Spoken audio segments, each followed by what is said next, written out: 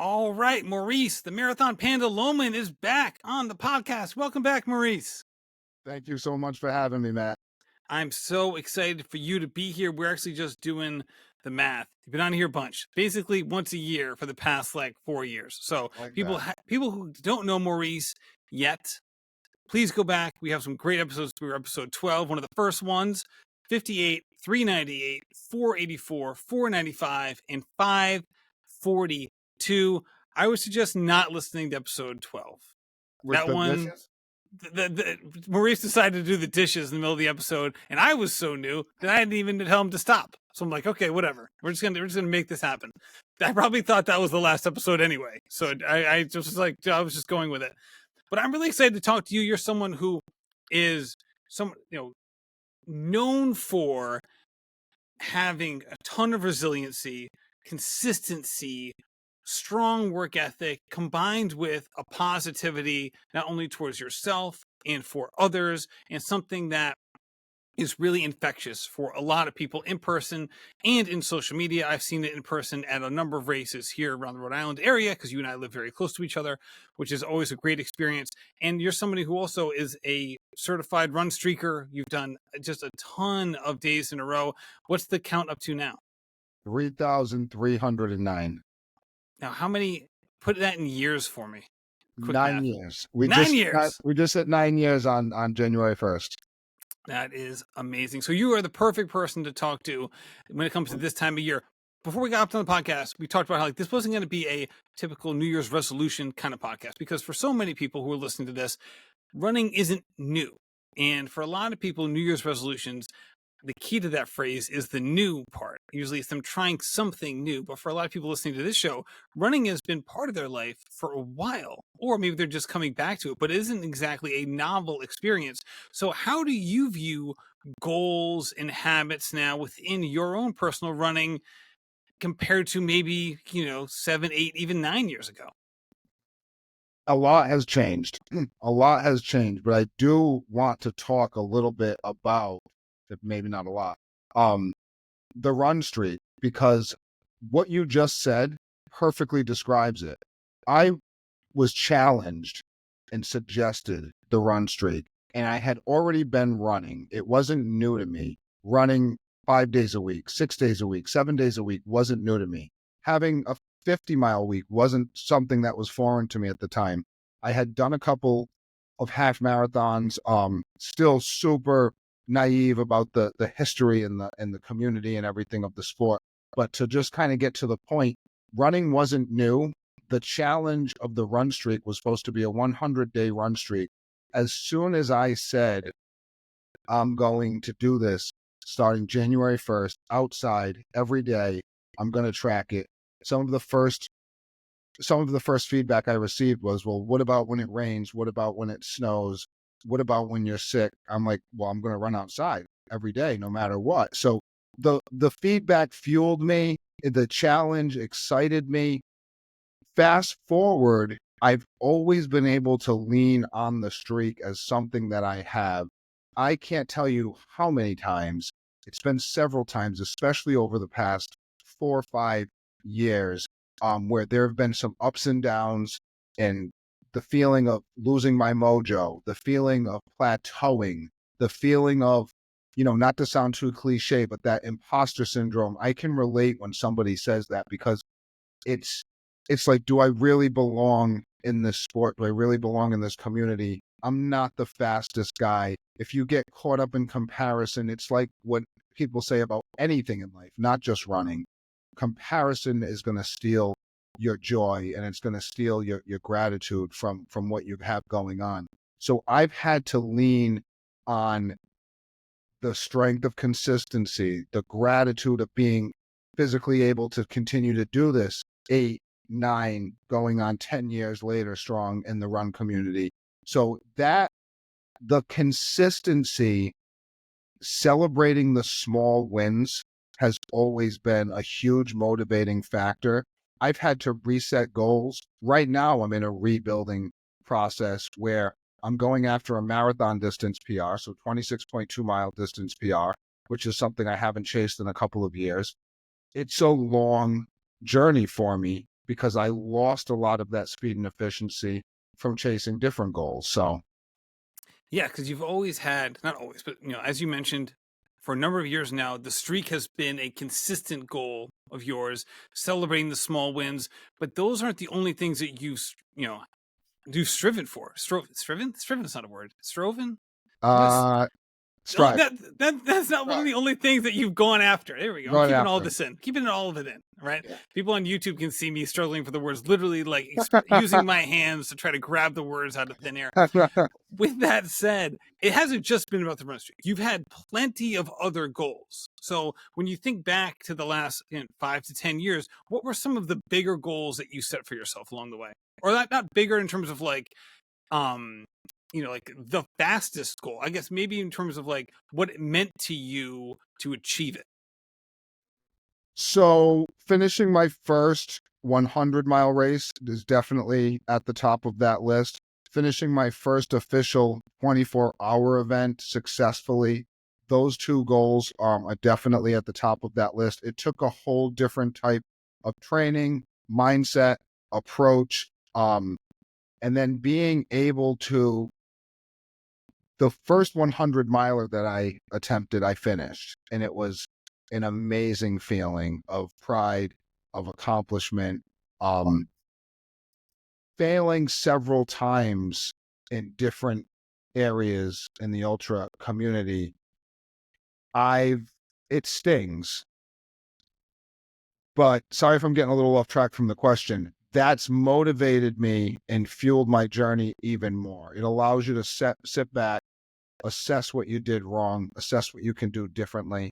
I think I'm getting off a little track on the question, but No, you nailed it, because you did talk about like those two major primary goals that you've had in recent years. But you bring up a good point, because, and this is exactly where I wanted to go at some point in this conversation, is the enthusiasm with which we can pursue a goal, especially early on when it's still like this audacious thing in the future. Can I get there? Right, the newness of it. It kind of has like that new car smell to it. Like you really feel like, oh, like there's like this tangible feeling to that goal. And oftentimes, the path to that goal is not linear. It's not a straight path for the vast majority of us, especially if it's a very challenging goal.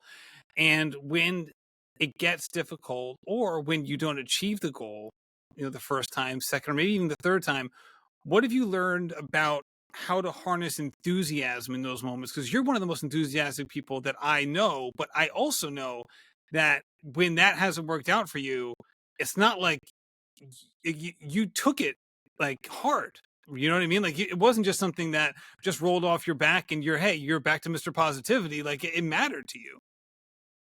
so with the 100-mile race and the 100-mile distance, first time I went after it, finished. Amazing feeling. Back that up with my first ever 24-hour race and had a very modest goal. So to put this in perspective for those, it took me 28 hours to finish my first 100-mile race. That came in under the 30-hour cutoff. Now I'm going for for a 24-hour finish, and I had a modest goal of 80. 80 was the A goal for that race. 80 miles within 24 hours. It would technically be a PR. In my first ever 24-hour finish. I completely smashed that goal at my first 24-hour race. And that was a feeling of like elation. I came home with 90 miles. I remember recording on a buddy's podcast and saying, next year I'm going for 110. And I'm putting it out there. I'm speaking it into existence. I'm fired up. If I can do 90 my first time, there's nothing stopping me. I got a year to train for this thing. I'm coming back next year and I'm getting 110. Well, the following year I only got 80. And I had to remind, and I get it. My friends at the gym, my friends on social, my friends in my running community were like, Maurice, 80 is awesome. How many people can say that they got up and ran 80 miles yesterday? But if you studied 6 months for a test and you got an 80, you'd be disappointed because the goal was 100. With that being said, having the consistency in the community, the consistency with the streak, the social community, the in real life community that I had, I've always leaned on those things to keep the enthusiasm going. Yes, it stung. Yes, I was disappointed. Yes, I looked back at myself and said, what did I do wrong? Why did I feel so funky? Why did I perform so poorly? Um, why did it take me so long to hit this mark? Why did it take me so long to hit this mark? So I had some negative thoughts, but I'm with everything that I do, I have to douse those negative thoughts with gratitude and positivity and be like, this is your second ever 24-hour event and you did very well. You missed the goal. You missed that crazy goal that you spoke out. You missed the B goal, but you still did great. You're recovering. You're able to get back out and train. So I always, always, always focus on the positives, and that keeps the enthusiasm going. It's been very easy for me to embrace that attitude of like, I'm so freaking lucky I get to do this. We're the lucky ones that are in this community. That's where the enthusiasm comes from. And I have to remind myself that I wear shirts that say positivity always, because it's not always easy to be positive. It's not always easy to be fired up. And when you miss goals, when you gain weight, when you don't feel like yourself, when you're slower, not to tie everything to a time on the clock, because also I've matured so much in this community. I know it's about more than that. But at the end of the day, we do want to beat our former records. We do have personal goals. We want to chase faster times, more efficient times. I have to remind myself, you can't be Mr. Positive and then focus on all this negative stuff. You're still able to get out there and get after it. You enjoy this. People enjoy your energy. Don't be the guy that's not who you say you are 100% of the time. Like if I'm not who I say I am, I'm only doing that 80% of the time, then I'm failing to be authentic. I'm failing to deliver to my community. I'm failing to live up to my own standards that other 20% of the time. So talk to me about the in-person community that you've purposely tried to cultivate, how you went about that, and what that looks like in terms of like whether it's run groups or races or meeting up with people a little bit more spontaneously or one-on-one. The reason I bring it up not only because of the theme of this podcast, but there were a couple of years there where we spent a lot of time on here talking about kind of like the internet community because of the pandemic and the Right. growing role of social media within running, which was all, which, the internet running community can be a really wholesome thing and can be really valuable for people. But at the same time, it is fundamentally different than an in-person community. It feels different. And I would love to hear more about that. And it's something that I want to talk about more so this entire year, because I do think it's something that can easily be lost, especially for people who once they hit middle age and they got family and jobs, and meeting up with people can take a lot of mental effort just to instead of just like, hey, being a hermit, getting our stuff done and then getting back on the couch or what have you. I'd love to learn more about that side. So I love that question. It actually started, believe it or not, let's tie it back to the run streak. I had this idea that when I hit 1,000 days, which is, if you do the math, is about 3 years. So about 6 years ago, I had this idea I was going to hold a local community 5K. Nothing. I had the idea of getting a timing mat and the mats and and everything and having the medals and the shirts. I didn't have the organization. I didn't have the admin skills or experience. And I just didn't have the financial means at the time to make that a reality. Um, I had asked a couple of questions here and there, and people were like, sure, we'd love to help. But just it got down to it was going to be day 1,000. I said, let's get together. I posted it on social, word of mouth. I made the shirts, with my social logo on it and celebrating the 1,000 days. And everybody that showed up was promised a shirt. I said, we're going to run a 5K together. We're going to have fun no matter the weather, I said, because that was the theme. And we're going to go out for breakfast afterwards and let's get as many people as we can. And I had between 12 and 15 people show up and we had fun. We ran, everybody, timed it. The coolest part was my buddy and his fiance at the time had never done something like that. I had another friend who had never done something like that. My son showed up.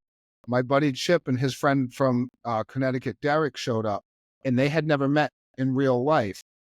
only Instagram friends. So not only did we get to run together, we went out to breakfast together and we were all talking about how important it was that, like, I still think that like an Instagram, social media, in real life meetup, when you meet somebody that you've been connected to for years online, when you meet them in real life, I still think that's one of the most exciting parts about this community. I think it's so fun. Um, so I was like, this is awesome. This is exactly what I had envisioned. I want to multiply this. I can't wait to do this again.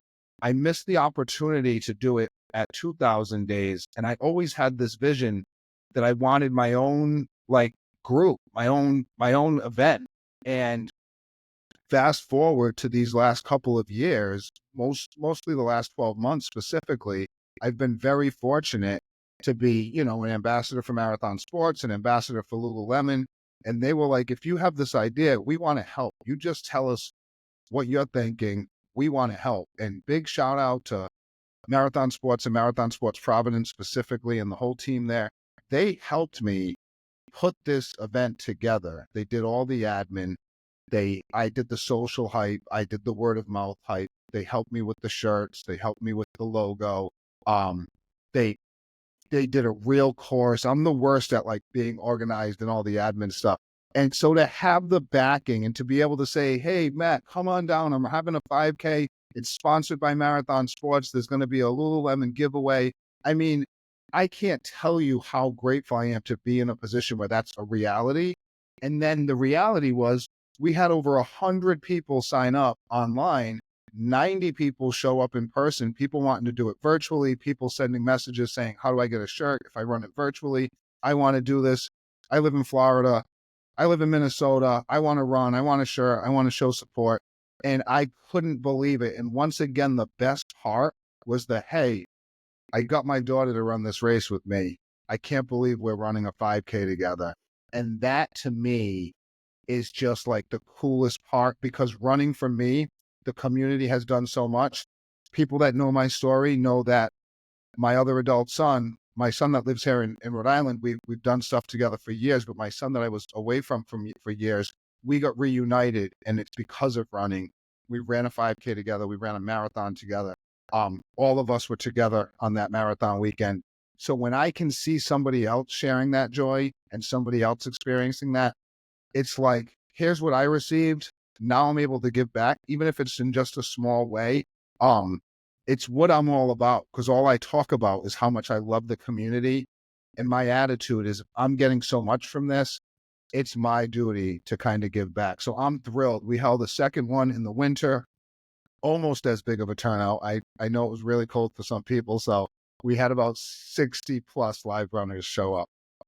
That's great. Yeah, good for you. That's fantastic. And you know, you talked earlier about going after different kinds of goals, you know, whether it's, you know, the marathon or ultras. And I know that you do a lot of shorter distance races too. Like you do a bunch of 5Ks, a bunch of halves, and so on and so forth.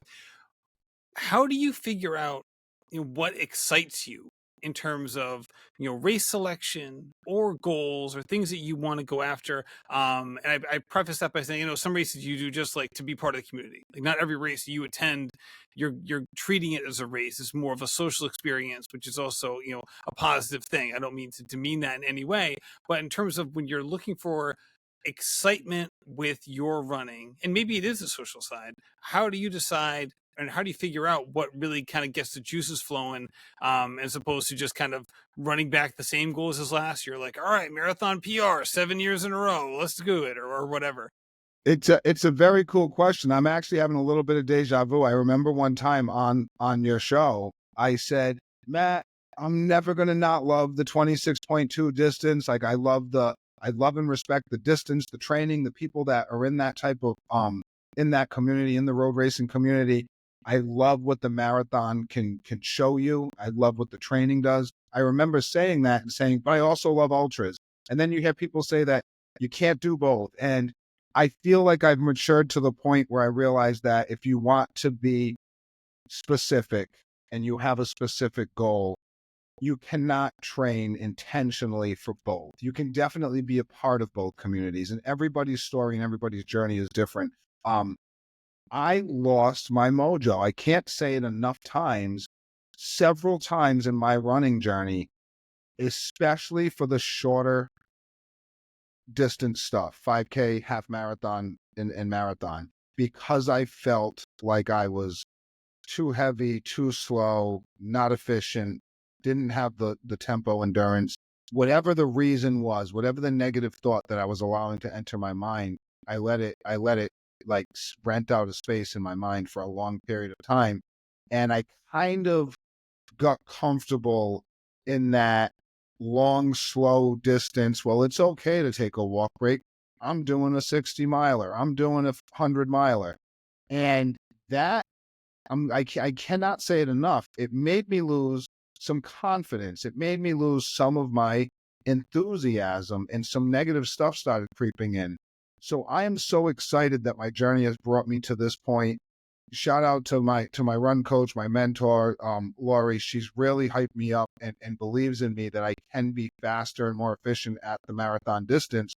For the last 6+ months, I've done the 5Ks, I've done the half marathons, I've done some track work, I've done some tempo work, and it has done nothing but boost my confidence, make me feel better as a runner. Once again, you hear it all the time. People that say, they've graduated from like the road running and now they only do trails and they only do ultras. I feel that you can have a love, passion, enthusiasm for all of it, and you just have to be specific and kind of dedicate a season to which one means the most to you. I'm not a coach. I get so much inspiration from people online, in real life, people that I look at as mentors, people that I look at as huge motivators in this community. And I can't say it enough. Training hard and fast and training with intention has helped me build confidence, helped me get my mojo back. I'm excited. I have, what do we have? February, March, April, May, 4 months until I go for a marathon PR. And I'm really, really pumped up because I feel like I'm just scratching the surface at getting better. And instead, and it's like with anything in life. I talk about my sobriety and recovery journey all the time. I could wake up and say, I don't have this. What if I did this 10 years ago? What if I was the guy that didn't go down this path? I don't have this. I can't do this. I could be that guy, or I could say, I have this. I have this opportunity. I can get faster. I can get more efficient. So instead of saying, oh, whoa, 3 years ago, I was running XYZ pace at the half marathon. I was so fast. I was so close. And I could have translated that to a BQ marathon if I had done it, but I didn't. I didn't. And I instead of living in the past and saying, what if, and oh, I was so fast at the 5K at that 1 month.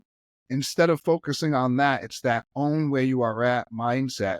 Build from that. Like, I'm still physically able to get up and train hard. And that's an awesome feeling. And that gets me fired up. And instead of saying, I'm not as fast as her, I'm not as fast as him, I'm just excited to be able to get out there and get after it.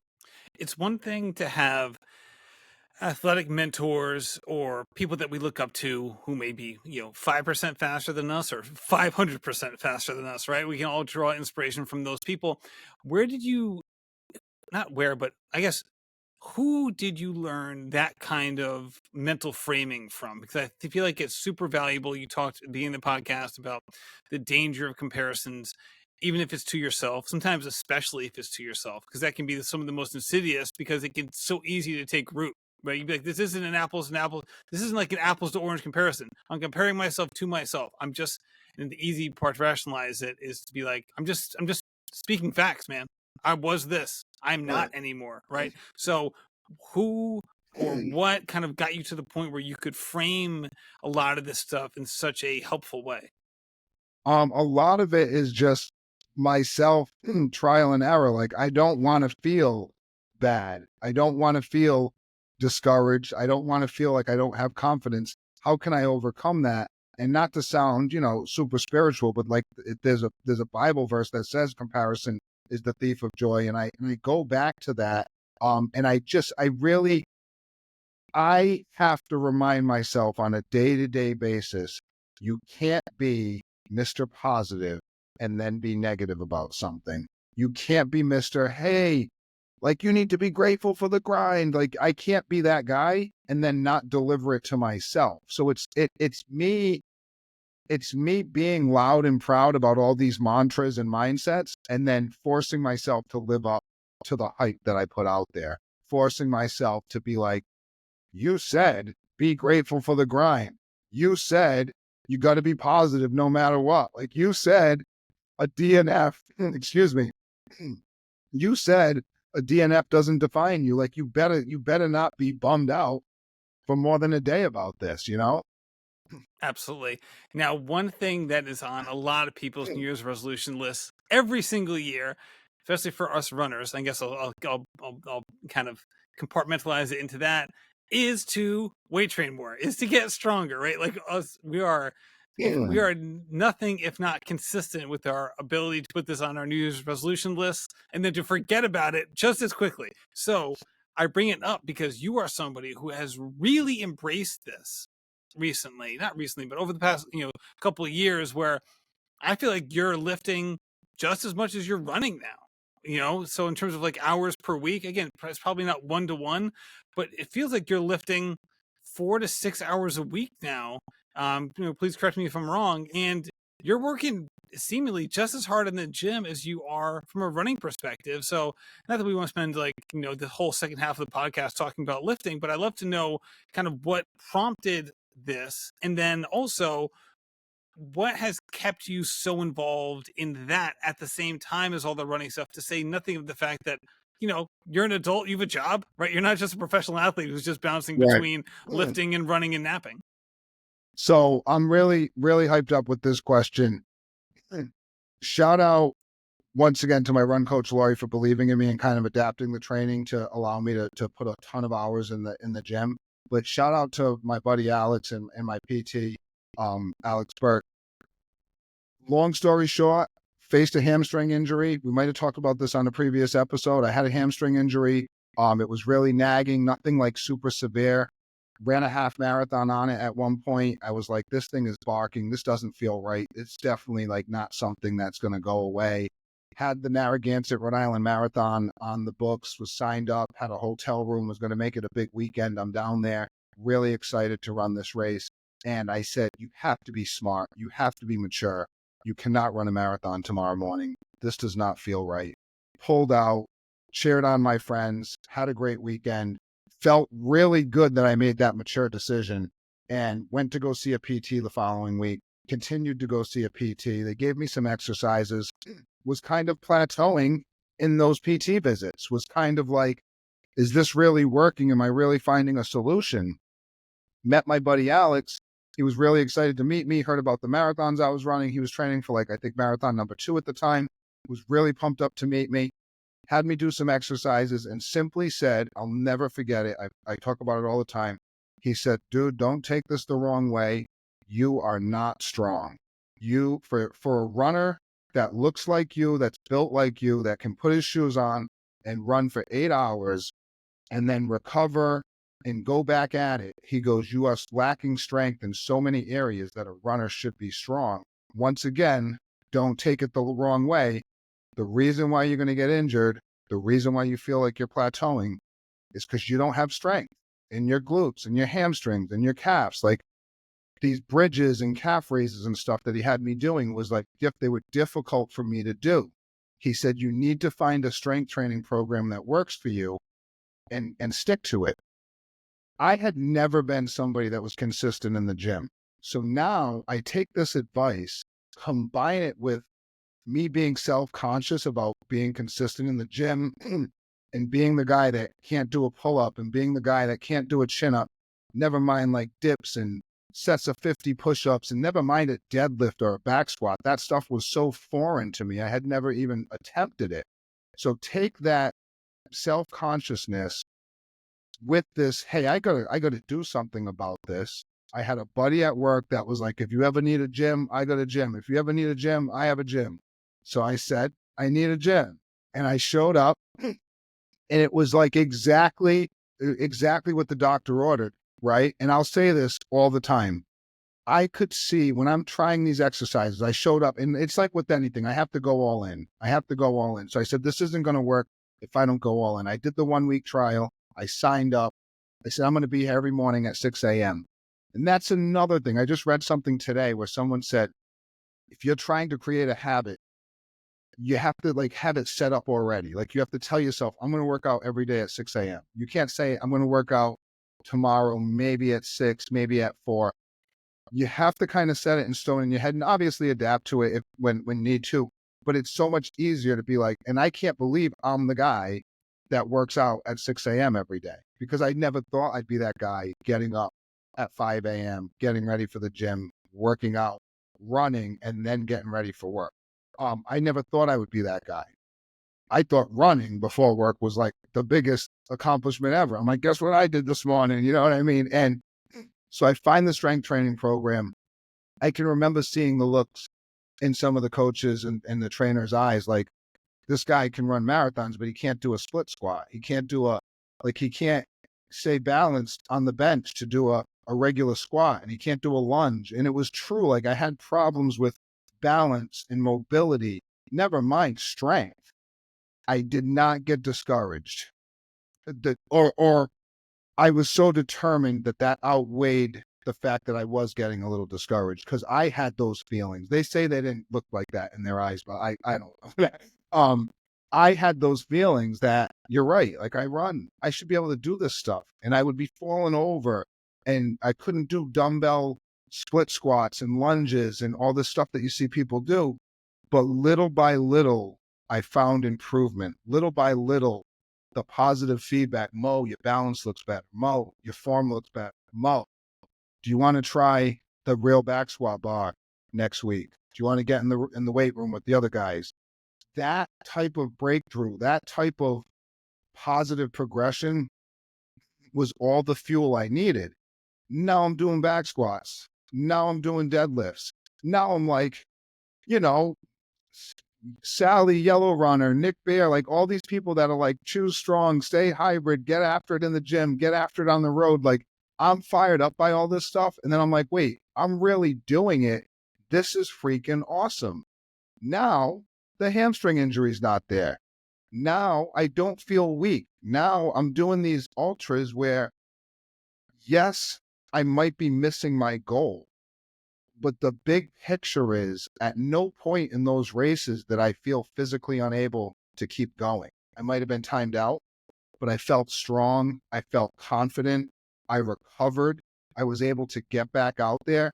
So the benefits have been so enormous that I've been really fired up to stay super consistent. We're going on 3 years now, and you're exactly right. It's been pretty even recently with the hours in the gym to the hours on the road. It's fantastic. It truly is amazing. You are a wonder. I'm privileged to call you a friend. Thank you again, Maurice, for coming back on the show. Oh, thanks for having me, Matt. I hope the listeners get like a lot out of that. Thank you so much for having me.